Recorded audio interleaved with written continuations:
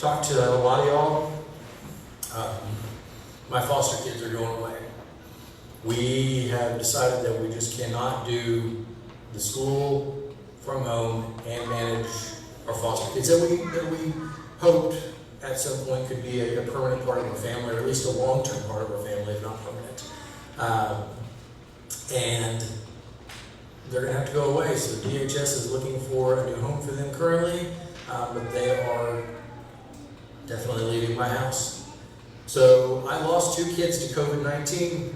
I didn't lose them to the disease. They're not dying, you know, but I lost them in my house, and they're not going to be counted. That's the problem.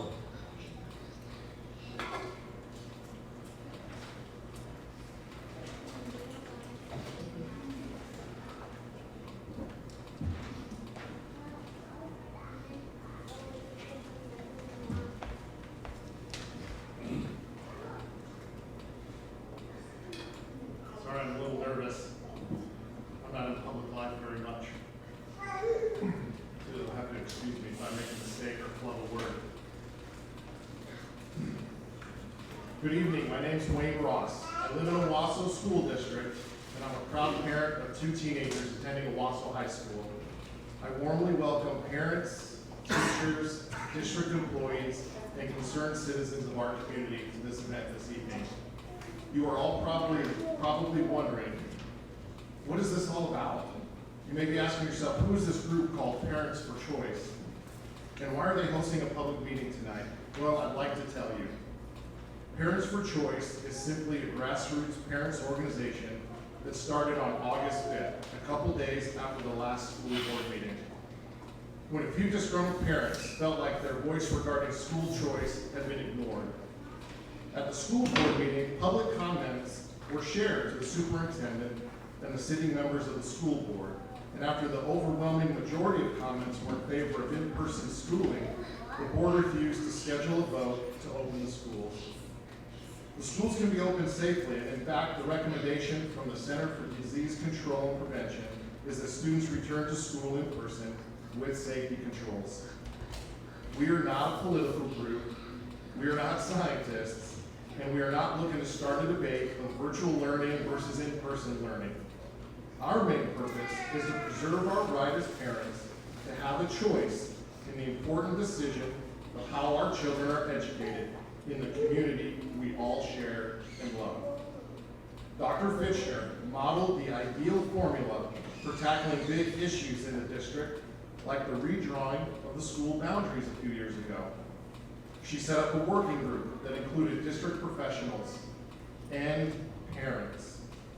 The result was a huge success, and although the result wasn't perfect for every single family, the parents were involved in the whole process. It was the perfect collaboration with the biggest stakeholders, families. Why was the current decision, which can be said to have a greater impact than school boundaries, why was it decided without the parents? There was no working group or parent task force. The superintendent made the decision on a narrow set of parameters, which are important but limited, and the school board rubber stamped the decision before the August 3rd public comments at the school board meeting that were allowed by us. Does this make any sense to anyone here? Why would you invite the public to share their thoughts and then not have a mechanism to make a decision and vote? The exact same evening of August 3rd, it was a Monday night, the school board meeting at Broken Arrow School District and Union School District had school board votes after hearing their communities. As is well known, both districts voted and allowed their families to choose between virtual learning and in-person learning. And I might add, when have the Rams ever let Broken Arrow and Union ever beat us in something? Go Rams. The bottom line is, their leaders trusted their communities, and not one student was disenfranchised. Does the Owasso School Board and the superintendent not trust us? As parents, we have had access to the same exact health information and data as the superintendent and the school board. To the district, we promise you that we can be trusted to make this decision on behalf of ours and our community's most precious possessions, our children. Dr. Fitchner and distinguished members of the Owasso Board of Education, we as parents ask you to do the following. 1, please vote in favor of giving parents the choice of virtual or in-person schooling in time to start school on Tuesday, September 8th. This is not a personal battle with any one individual or school leader. In fact, we need your talents and expertise to help guide our schools and children through the choppy waters that lay ahead, but it can be done. We have the utmost confidence that if you lock arms with us, the parents, that together we can help our kids get the great education that Owasso schools are known for and still protect the health and safety of our teachers and our community. Thank you, and go Rams.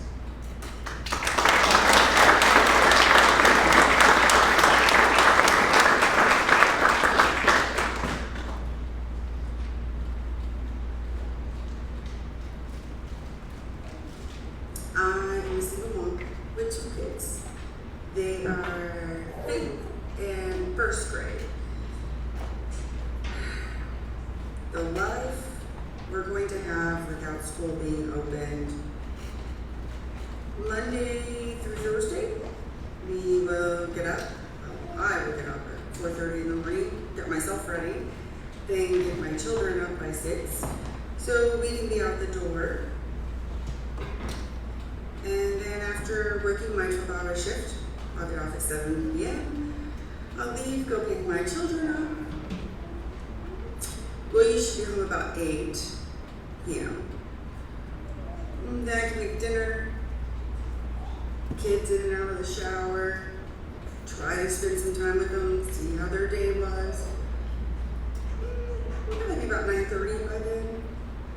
And we will finally have time to log in and do schoolwork. The only other option that I'm gonna have is do it on my 3 days off.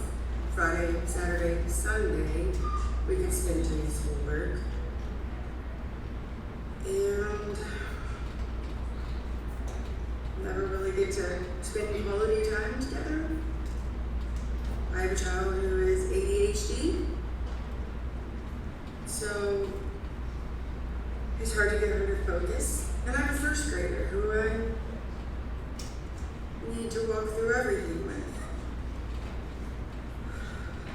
My daughter, who's ADHD, is also getting super depressed. She misses her friends. I've worked this whole pandemic to help the citizens of Owasso.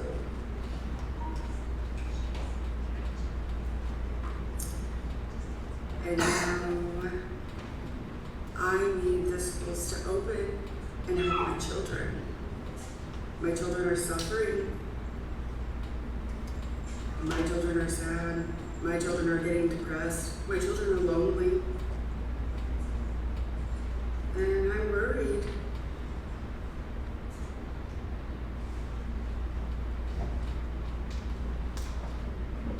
Melinda, we have dozens of family and So I just went and picked up my son's stuff for school from. We have dozens of impact videos just like that.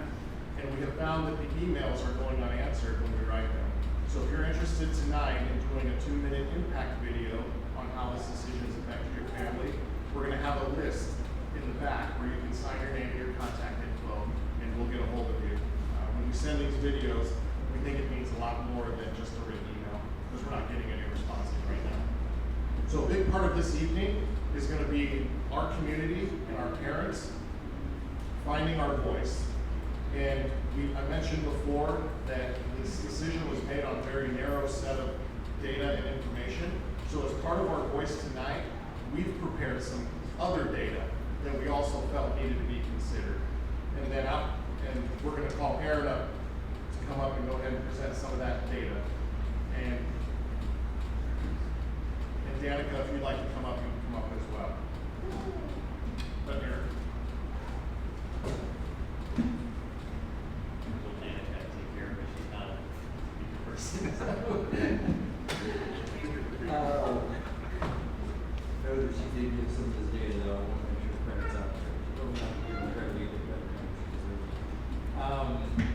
that being said, I can't believe this is happening. I started the page on Facebook because I was just pissed off. And I honestly thought like 10 or 15 people would join, and now we're at 1.1 now, 1,100 members, thank you. 1,100 members, I mean, that's amazing to me. So, and to see all of you people here and what, Wayne and Michael, and I mean, there are people all over the room who've done way more work on this than I have, and I thank you, I appreciate you. You all saw the video, yes, our foster kids are moving. We got the call today that they found a home for them, so they are moving out. It's been a very hard day for my wife and I, but we wanted to, again, to give some information on what's going on. So, a few things to bring up. Number one is we all know that there's some hypocrisy going on. We don't understand truly why it's okay, and I want to be clear before I present this. I am not ripping on our teachers at our schools because I'm very proud of them, and they are working extremely hard to teach our children given the circumstances. So this is in no way to demean our teachers, but the point I'm getting at here is that the school board, though, and about the efficiency, think it's okay to transport their children, around and keep them in groups, but it's not okay to keep our kids in groups, So, props to our teachers, but not to the administration. That's not okay. I have watched some of the stuff going on, and again, a lot of this is data that's not being reported. I've chosen not to really push on the COVID data today because we all know it, and we all have our opinions on it, we all believe what we're going to believe, and it doesn't matter what I tell you tonight, you already have chosen what you believe. So these are the things that aren't being counted. Number one, I was looking for the very first day of school, one of the kids in my child's class.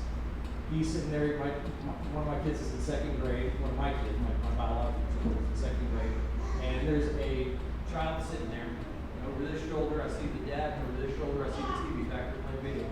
How's that child going to get taught? Well, there's only 9 kids in that class that day, might I add. You can't tell me that teacher has only 9 kids in her class. So there's a bunch of kids not getting taught. They won't be counted, might I add. To me, it feels like a never-ending substitute class. Again, the teachers are doing the best they can with what they have, but everyone knows what it's like to have a substitute teacher. That was kind of a gimme day, it was busy work or movie day, and there's very little happening in the classrooms. The PE class this week was 5 minutes, and that's watching the videos and being taught. That's not PE if you ask me. Few things I will bring up. I said I wasn't going to do a lot of COVID stuff, but right now we are actually at a low point for COVID. This is the lowest point we've been out in 2 months. That's not only in Owasso, but we're talking on the state level. What's that? Yeah, the county, the state, and on the entire United States. Okay, so we are at a very low point. It's been 2 months now, and we're at that low point. That goes with, deaths in Oklahoma are at their lowest since May. So that's more than 2 months. I mean, that's huge. Again, I wasn't going to push on this. The thing I really wanted to push on was when we started to look at numbers. So there are people in the state of Oklahoma, and I know this through 2 routes, one through DHS as a foster parent, 2, I was an EMT for a long time. There are people in Oklahoma that are required reporters. So when they see things going on with their children, they see something wrong, they are required to report those things legally. Now, technically, everyone is a required reporter, but there's a little more precedent when it comes to teachers, coaches, people that they see during the summer and all of that. Obviously, a lot of the sports during the summer, the camps and all those things were canceled, so these people are not, their kids are not being seen. Child abuse in the state, the reporting for child abuse in the state is down like 35%. So there are 35% of the kids that would have normally got reported that have not been reported and are still being abused because they're not getting to go to school. Child abuse in Owasso alone is down, the reporting on it is down 23.7%. People are they're heightened, their nerves are shot, everyone's mad, you know? I mean, be mad about this or not, everyone's upset about something. You know, all that does is increase child abuse, it doesn't decrease it. So we know those aren't being seen. That's Owasso alone. So 23% of the kids in our town that would have been reported are still being abused. They like to split up rape and forcible fondling in the city of Owasso. Rape is down 57%, forcible fondling is down 59%. So essentially over 50% of the reported cases are still happening in our town. I find that completely unacceptable. In those cases, that's when teachers see these things happening, they report them. There's things that kids do, you know, that they report these things, and that's how they get caught, you know, and now these kids are just stuck with it, you know, and it's going to go on and on and on. How many of them will end up in suicide? You know, how many of them are not going to be counted? That's the point we're getting at. As I go on with this, I just want to say there's a lot of people out there who are, you know, we have 1,100 members plus on our Facebook page, okay? There's a handful of people that are working their butts off on this thing. If anyone can do anything, if you can go 2 hours to take a petition somewhere and have people sign it, do it. 2 hours, that's it, you know, out of your time. You know, just to sign the petition. You know, I mean, we have people signing here today, you know.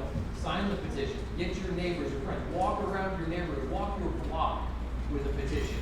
You know, something. Because being a troll on Facebook isn't going to do it. I mean, I'm calling people out today. You know, that's where I'm at. I'm pissed. I lost my children to COVID-19 today. I lost 2 kids that I planned on having in my house for a very long time, if not permanently. And if you haven't signed the petition, if you are not doing something, if you can't walk your block, you're not part of the solution. And that's what we said you had to do to be on part of our group, was be part of the solution. So please, if there's anything you can do, go out and do it.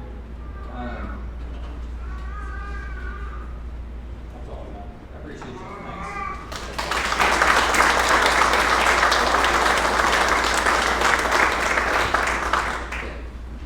Thank you, Aaron. I can really feel your passion and emotion in that. There's a lot of data.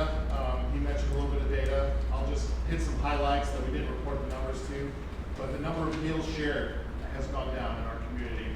Neglect has gone up in our community. 2-income homes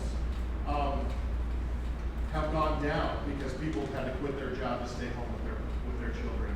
So overall, the way that it could hit, we tried to come up with numbers on how it would hit the businesses in our community if the number of dual income homes went down by half. And we didn't feel comfortable reporting the numbers because we weren't exactly smart enough. But it was significant impact economically, just the number of families who were going to be in reduced wages in their homes, to be at home with their children. So yeah, there's a lot of other data besides just the number of cases that we wanted to share. Aaron, thank you.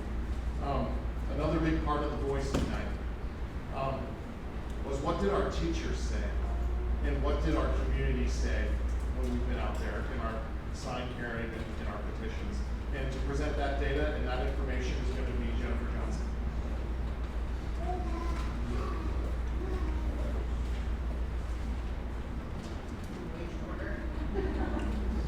So what we found is that teachers at large were not provided with ample opportunity to provide their opinions and their thoughts on the current situation with schools before any decision was made.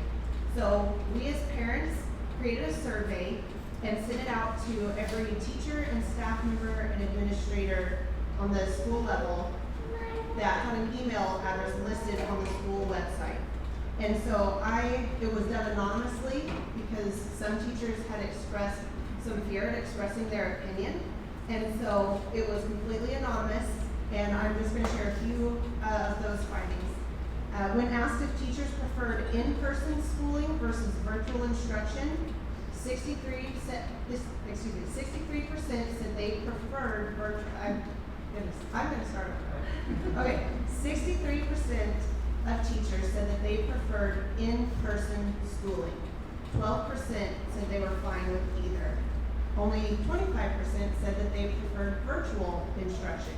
which goes hand in hand with the number of students who preferred virtual instruction. You think what you want from that type? Wait a minute. Just, it's the support staff, they play a huge part in our school system. Our cafeteria workers, our bus drivers, the resource instructors. So we asked them if they had been instructed on, or given information on how their jobs would be impacted with virtual learning. 45%, so almost half, said they had not been given any information on how they would be impacted with this virtual learning. They didn't know if they'd have jobs, if they would have fewer hours, what it would be. When we had a couple comment sections, and I'll just read a few of those to you. When we asked what the administration could do to help these teachers and staff members, these are a couple of things that they said, and these are direct quotes. Communicate with teachers first and get our opinions before communicating with the public.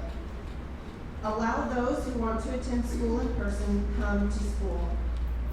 Reverse the decision and let us teach face to face. These are the people that are teaching our children, that are supporting our kids, that love our children too. In the general comments, I'll read, there are 3 comments that I'm going to read. The first one is, face to face is what the kiddos need. And the second one, the next are a little bit longer but very powerful. It was silly for teachers to jump into this without admin having a better understanding of what was going on and what needed to happen. What would have made even better sense was for all the questions and surveys to have been asked of parents and teachers before decisions were made. Even though I have respect for upper administration and know they are in a tough situation themselves, I feel that we could have felt better as teachers if things were asked and worked out ahead of time. I would have liked being given a choice. A choice. That's what we're all about. Well, that last part. That's what we're all about. Okay, last one on that. Most of the teachers at my school never wanted to have virtual learning. Many are not prepared to teach virtually, but are working hard to learn. Teachers will do what is asked because that's what we do. And that's what awesome Owasso teachers do. I think that part was right. This is not what is best for kids and families at my school and for my personal children in the district. My question is, what is the end game? When will it ever be okay to go back? How long will we continue to live in fear of this virus?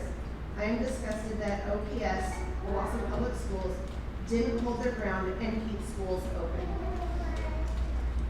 So now you've heard what our teachers and support staff have to say. I have been out getting signatures for the petitions. I've spent hours talking to parents and hearing their stories. So I'm just going to share some situations that were shared directly with me or in a conversation, through our group. One mom and her 2 kids are moving out of state to live with family where they have school in person while the dad stays here and works. A mom moved her child into a neighboring school district where the child's father lives. So even though the child had been going to a Owasso school so that they could go in person, they moved school districts. A grandma who cares for her 2 grandkids doesn't have internet at home, and when told she couldn't get a hotspot, she's told to go to the neighbor's house and try and use their internet. A mom whose child has an IEP was told that her child was not severe enough to get in-person help. Sorry, it's long. A dad has had to quit his job to help their young kids with school. A mom shared that her 5th grader would either have to come to work with her or stay home by himself. A kindergartner at daycare is having to try to figure everything out on her own while the daycare workers are trying to help many children at once. Dozens of parents are working from home right now, but they're either having to take leave or have fewer hours because they're helping their children with school because education is so important. And I think everyone could feel, I'm so sorry, the emotion as Aaron was speaking tonight about their family situation. And each family in our district has been affected in one way or another by this choice. Some, not very much, they can make it work, but others have had much more dire situations. And the thing about this is, well, it's a hardship for just about everyone in one way or another, there is one solution to that, and that solution is regaining our choice by having open schools. Thank you.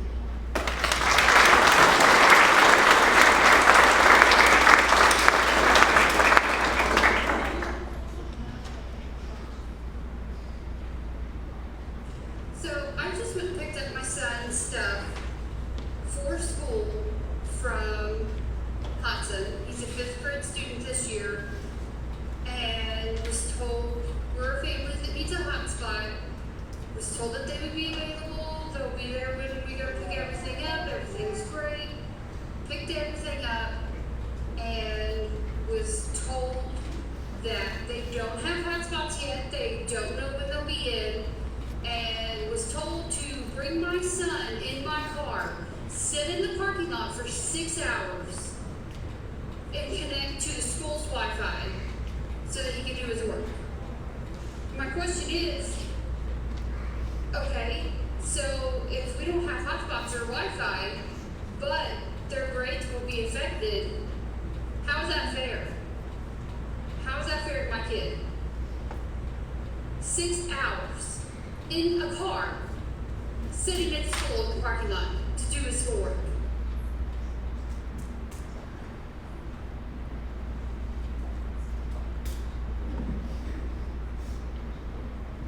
Thank you, Julie, and thank you, Jennifer, for your comments. Interesting that the data that came back from the Teachers Anonymous survey said that about 75% would like to teach in person. And when parents were given the choice, whether they wanted virtual or whether they wanted to be in person, and they voted with their enrollment, it was almost 80% wanted in person. So when you have the same number of teachers that want to teach in person, and the same number of students and families that want in person, there's only one thing standing in between them. So I reiterate our call to the school district.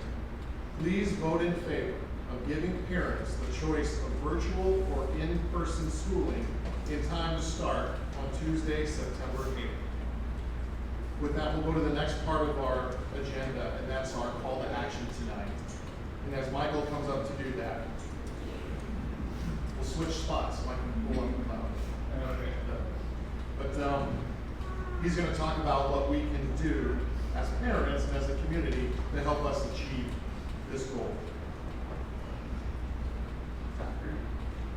All right. Thank you for this turnout. I think today marks 2 weeks ago that I met Aaron. I didn't know Aaron before 2 weeks. And in 2 weeks, we have essentially grown a grassroots effort in record time, in my opinion. Just as the video was playing earlier, I couldn't find a comment, but someone just posted that they spoke with a principal for Owasso, and they said there is no end game. Now think about that. There is no end game. This is coming from a principal.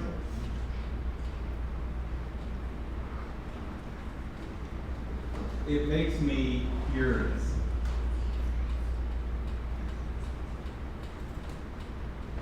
I've been privileged to be able to help some people here tonight. I know Ron has, I don't know how many miles he put on his vehicle, driving to get people to sign. People that have sat for hours at tables waiting at parks. Thank you, because the coordinated effort is making a difference. People are noticing. Even though the board members aren't here, they know what's going on. Dr. Bittner, she knows what's going on. And just, okay, so we have Pat and Annette. Meet Pat. I don't know how many years she's been a board member, but I do know that she's going to retire in 2021. And she ran uncontested. No one voted her in this last go round. Wanda Mills also ran uncontested. The election was canceled.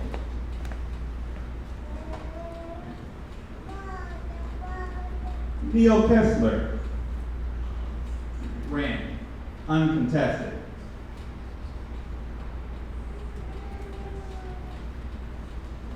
And Brent said, there we go.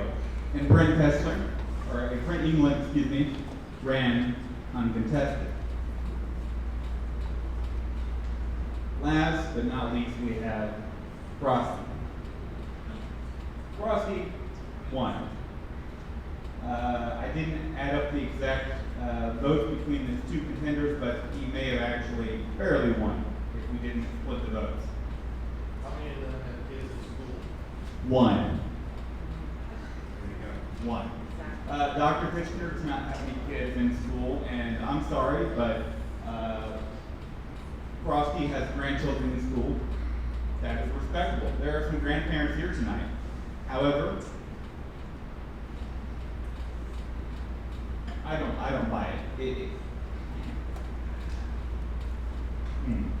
So obviously you don't have to have a child in the school district. That is not a requirement. Maybe it should be. That's not what we're here about. What we're here about is the fact that we cannot sustain this. It is not doable. We are in day 2. My 6-year-old, 7-year-old was in tears yesterday. I have a 1st grade and a 2nd grader, and what's the point? It's not worth the Chromebook. You can't buy me off with a device, okay? That doesn't cut it. In fact, when I was actually helping my wife try to figure out the computers, I lost a big deal of work. It cost me $3,000. So I've been really, really pissed about everything, but that hit me in the wallet directly. And I know it's hitting everyone else in their wallet. If they're having to quit their job, extra daycare expenses, is it okay? And we are in support of teachers. Is it okay that teachers do not have to pay for childcare during this time? I think the answer is no, because there are parents that are paying a lot of money to have their kids in childcare. I'm glad that I can work from home, but I don't know if it's a whole lot easier because I can't work and be focused and actually teach. I can have them do something and walk away, and they'll lose their attention in about 30 seconds. So, nevertheless, so here is our map, okay? We have Ward 1, and we're not really going to talk specifically about who is going to be running in these districts. There was some discussion on Facebook about who wants to run for what ward, and it just brought everyone's focus off. So we have Ward 1 that I think we have someone that wants to run for Ward 4, Ward 3, and I believe possibly even Ward 5. But this map means nothing if we don't have enough signatures. It means absolutely nothing. All of the work that we've done means nothing. For my 5 boys, it means nothing. And I'm not going to stop. So I implore you to keep fighting. I implore you to keep sending the invites.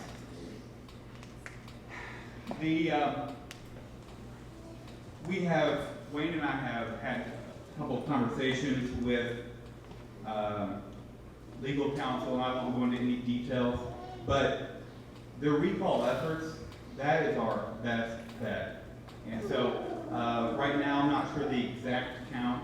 I know that we at least need to have about 700. However, if we can work together, if we can find a central location, if we can get that number to 1,000, that's even better. If we can break, I think it's 1,336, then that actually would surpass the amount of votes cast in the last election. So essentially, when this goes to the Tulsa County election board and they validate the signatures, it's going to be presented to a judge. Okay? So if you have the last 6, 7, 8, it doesn't really matter at that point in time, elections that have gone uncontested, and the last one had 1,300 and something votes, and we have that many signatures, it makes our chance even greater, okay? So, I want to wrap things up by just quoting Dr. Fishner about that. She said on the July 13th school board meeting, if we distance, if we wash our hands, if we sanitize and have an extraordinary cleaning protocol, our goal is to keep school open for the full session this fall. Fisher said if a child chooses to wear a mask or not wear a mask, or chooses whether or not to stay home or not to stay home, those choices that we will honor and respect. No child should ever be criticized for making those choices. And she said in that same meeting, we know that there are going to be families who are uncomfortable returning students to school. Fisher told a packed board room at the Dale C. Johnson Education Center, we know and we pray this isn't a long-term situation, but a short-term situation. If parents believe that learning from home is the best option, we'll honor that. If they believe returning to school is the best option, we'll honor that, as the parent is the foremost authority in their child's life. I agree with her. The parent is the foremost authority. And I'll leave it with this. The 2020 Owasso graduation commencement speech by Dr. Fishner. She stated, and she talked about the power of choice. That is what we are about. The power of choice. And she said, not choosing the easier wrong when the harder right will do. I'll read that again. Not choosing the easier wrong. What was it easy for her to just blast a Facebook or a YouTube video saying, we're going to change things up on you? Not choosing the easier wrong when the harder will do. Honestly, and I'll finish up with this quote, I apologize. Quoting Ben Franklin, those who would give up essential liberty to purchase a little temporary safety deserve neither liberty nor safety. I'm not afraid to send my kids to school. I've been at Sam's, I've been at Lowe's, I've been all over town, I've been in other parts of Oklahoma City.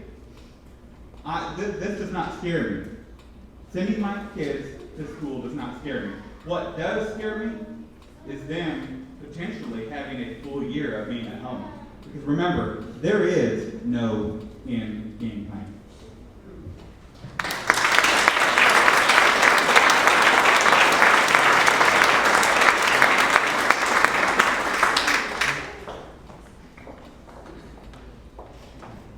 Thank you, Michael.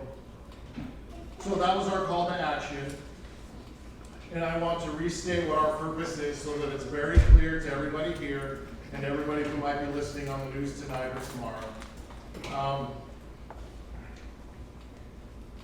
Please vote, school board and Dr. Fishner, in favor of giving parents the choice of virtual or in-person schooling in time to start on Tuesday, September 8th.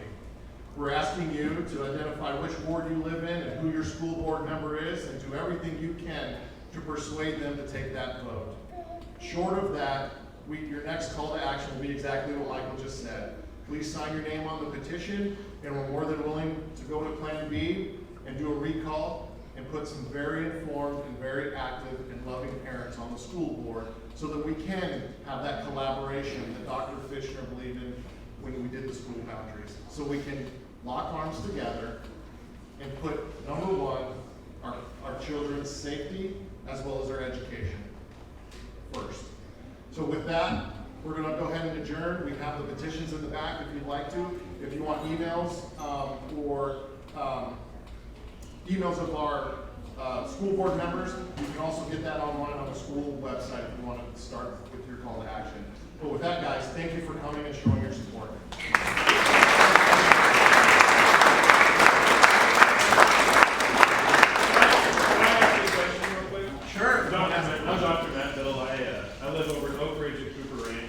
I was planning on running for one of the spots if we get that far.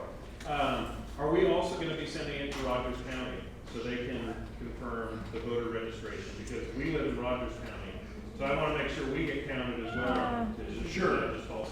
Yep, you have to be a registered voter in the county, and you have to be, you have to live within the school. Right, yeah, we are, yeah, our daughter knows still. We do registered voters in Rogers. In Rogers County. Half of Owasso is gonna be Rogers County, because I showed Ken and everything, I just So wanna we make sure live they in all a get Owasso counted. school district, Yeah. Right. but we can't vote in a Tulsa County election. So our voter registration is in, Rogers. our voter registration is in, Rogers County, because we can't even vote in a Tulsa County election. But we can vote in a Rogers County election, but we do live within The school boundaries. district. So we want to make sure that not only does Tulsa, the Tulsa voter registration get counted, but it needs to be Rogers County too, because our votes count too. Correct. As long as you're in the school district, Yes, yeah. you'll be fine, and there is a 6-month limit. You have to Yes. live Yeah, for yeah. 6 months. So we welcome, if we get to the point of a recall, we welcome anybody to put their name forward and run for the school board. Were there any other questions? Excellent, guys. Have a great evening. One more. I was just wondering, since the superintendent made the decision, as a respectful question here, what does the moving board do? You know, that's a great question. We probably should have articulated that really quick. The superintendent, Dr. Fitchner, works at the behest of the school board. The school board works on behest of who? All of us that live in those 5 wards. So our best mechanism to make some change isn't necessarily to get Dr. Fitchner fired. Like we said, this isn't a personal vendetta against anyone. In fact, she's very qualified to do her job. And you know what? We may need her to help us get through in person, right? But really, where the authority lies is in the school board, and that's where we have the chance to make a change. So that's why we're going for persuasion of the current school board members to take a vote, and then secondly, a recall election if they fail to do that. So, yes, power sits in this room. So they have 48 hours. They can schedule a vote anytime. They're not required to have a public vote. And in fact, the vote originally, to follow Dr. Fitchner's recommendations, was not a public vote. It was just announced to us that they supported that. So they can announce a vote anytime. And as the Open Meetings Act in Oklahoma, it's 48 hours. So. Do you know how many signatures have been signed for petitions at this point? You know what? I don't know the final count, but I think we're getting close to, we're getting close. I don't know the final count, so I don't want to blow one publicly with the news stations here. So, what I'm going to say, we're getting close. We just got 2 more. We just got 2 more. Keep in mind too, that the minimum may not be good enough, because some people are citing that are not registered voters, and their signatures won't match, so that's why we wanna make sure we get that 700,000, you know, that way we got the extra. Correct. The rule is you have to have 50, you have to have one vote over 50% of the total votes cast in the last election. But we're going for the total votes cast in the last election as our target. Yes. So, Can I say one more thing? Jennifer. For those of you who want to go to your neighborhood, around your block, whatever it is, we will post that link again. It's a Dropbox link where you can print out the petitions, and all of you have signed it. You know you have to do it 5 times. And so, as long as you get, one for each board member, they were elected at different times. And so that we'll repost that, one of us will repost that, so you can print out as many as you can fill. And I'm the contact person. The meeting tomorrow at 3 o'clock. What? There's a school board meeting announced tomorrow. To see when their times were. Does anyone know about it? So if there was ever a time to persuade your board member, now would be the time. If you please get on and send an email. Where did you find that at? It's on the Yeah, it's on the website. website. Okay. I mean, what happens is you guys get all the petitions, and they get the numbers, and it gets approved. How long is it till the recall vote actually happens? 10 days, once Well, the, oh, sorry, no, I'll no. let Michael say that. He's the Yeah, expert so, on this. so according to, legal counsel, it literally depends upon how quickly the judge wasn't super enthusiastic about it.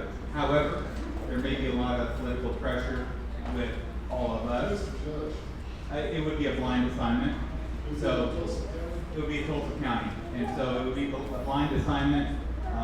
So there isn't even a situation where we could say, hey, can we please ask for this judge or anything like that. Well, I understand how all that works. Right. Do that mean like will they announce who the judge is? They may announce it once it's decided. He did state that the lead judge would have the ability to reassign it, but again, that is if it needs to be or if they deem that necessary. And we're definitely not lawyers, and we're doing the best we can to understand the law. You guys have legal counsel? No, we don't, not yet. So if you're a lawyer, start the billing time. No one has been retained. I'm for law enforcement, I know how all this works. Yeah. We have not So you're retained- charging us right now, is what you're saying? I'm just saying, I mean, what's it gonna take for us to get a lawyer? You have me, because I'm all for what y'all are doing. Sure. I mean, I feel like we need to plan a tax. So, Well, keep in mind, guys, this is really a grassroots effort, and we're all learning here. You know, we all have a common goal and a common want and a common need here, and we are working towards that goal, but none of us really even knew all of the parts and pieces. We didn't even know what would be the best mode of getting the school board to change their minds. Like, can we just have an online petition and type our names in, you know? That doesn't work. So that, you know, they've talked to council and done, you know, addressed in as many ways as we can, but we're still learning and doing the best we can. So just gotta keep that in mind, you know, and as we get this information, we're handing it out. So, and if you know information that we don't know, tell us. and one thing I would encourage everybody to do is if you have a Facebook page, please go to Open Owasso Schools on the Facebook page. Please be very civil on there. We want to keep it very civil. But a lot of the announcements that we post and maybe future meetings are going to be on the website as well. Can we reiterate that we don't want people to sign a petition because we all want to go back to school? We're just after choice. Correct. If Yeah. you don't want your kids in school, Yeah. that's okay. Well, absolutely. All we're asking is sign this petition because we want the choice. Absolutely. I think I probably have readdressed our mission and goal a dozen times or more on the Facebook page. And so going back to the question in regards to legal counsel, here's what we were told, okay? If we are still in this situation in January or later on this year, we may have more grounds. Right now, we do not have adequate grounds at this point in time. I just spoke with an attorney yesterday and reconfirmed that. And so, again, we have not retained anyone. We do not want to go that route. However, I think everyone in here probably has a very firm feeling that if we needed to, we would, because it's for our kids. So, but again, we're just approaching the petition to recall, and I think that is our fastest and best route. Thanks for making that point, though. Yes. I'll just share my personal story because we were excited that there was an opportunity to choose between virtual and in-person. And, you know, we try to be involved with our 2 high school daughters, and we were literally in the discussion of, okay, guys, here's what we think about masks. Here's the safety. If you want to go back, you want to go in person, you can be virtual. Do you want to split the difference? Want to be both? And then all of a sudden we got the announcement. It didn't matter the discussion I was having with my daughters because the decision was made for us. And that's the big problem. That's the travesty in this, is that our voice was left out and we just don't have the ability to choose. So we're agnostic on the in-person or virtual because we don't want to disenfranchise any student.